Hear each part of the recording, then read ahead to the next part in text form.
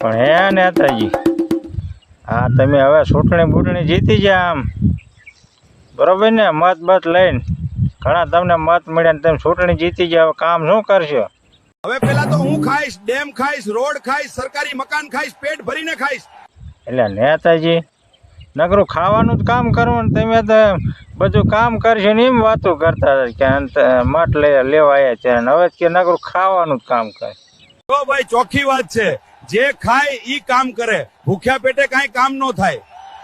હા પણ એ વાત સાચી, ખાધ્યા વિના કામ ન થાય, પણ માપે ખાજો આમ શું કંઈક બધાનું કામ બામ કરીને માપે ખાજો. આ રોડ બોડ ખાવ તો માપે ખાજો, આમ 2 વર્ષ હાલે ને એવો રોડ તો રહેવા દીજો. વાત તો સહી. બાથરૂમ છે, કોજવેલ છે, આમ કંઈક 2-5 વર્ષ ટકે એટલું ખાજો. પછી આમ 6 મહિને તૂટ જાય એટલું બધું ન ખાઈ જતા, ખાઈ ખાઈને દડા જેવા ન થઈ જતા. ખાવ પણ માપે ખાવા ને બધાનું કામ રેડી થાય બરોબર, એટલે માપે ખાવાનું રાખજો. તમે તમારે ખાવો પણ હે ને એમ કંઈક હરખું હાલે ને એટલું ખાજો અને ખાવાનો માપ રાખજો.